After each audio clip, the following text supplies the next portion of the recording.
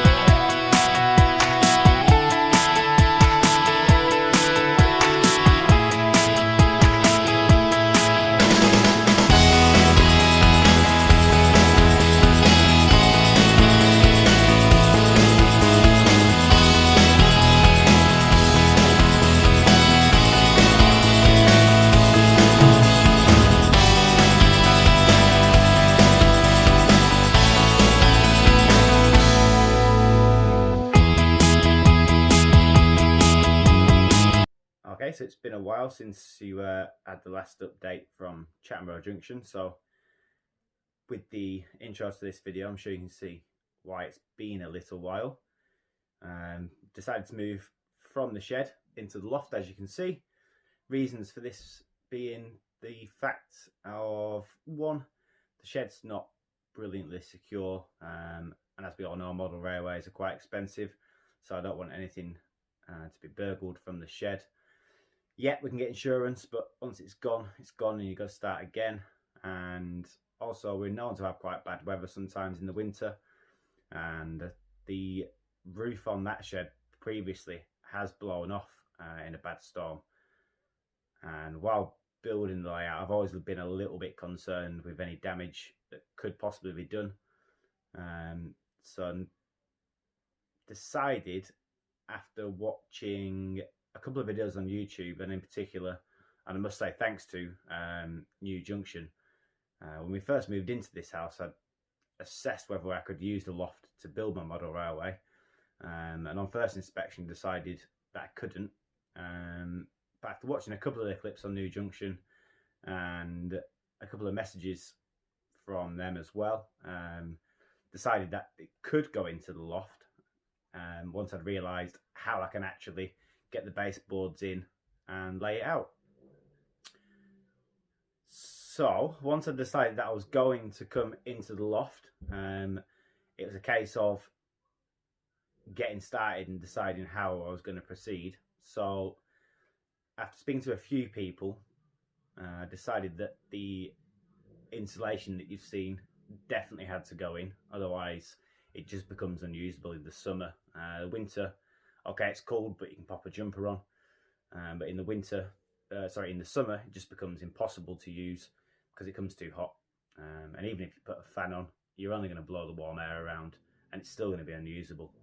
So, did a bit of research on how I can insulate the loft. I didn't film any of it because it was just sort of difficult and cramped up here while there wasn't any workspace. If you're going to do this yourself, research it and find out how to do it, because it's not the easiest thing to do, and you'll find lots of different advice and on lots of different ways to do it. In the end, I bit the bullet, ordered the insulation, that got delivered, and we got cracking. Just so you know, we're obviously in the shed. We was doing engage, and the shed was 10 foot by 8 foot. My space up here is going to be roughly 18 foot long by around 14 foot wide. Now I've got quite a lot of stuff end gauge wise, but I've decided to have a bit of a change, and I'm going to go to double O gauge. Main reason for this is price. It's a lot cheaper. It's not cheap, but it's still a lot cheaper to do double O than it is in N. So we're going to get a lot of the stuff that's in the shed currently popped on eBay and get that sold off to make some funds for the start of the double O gauge layout.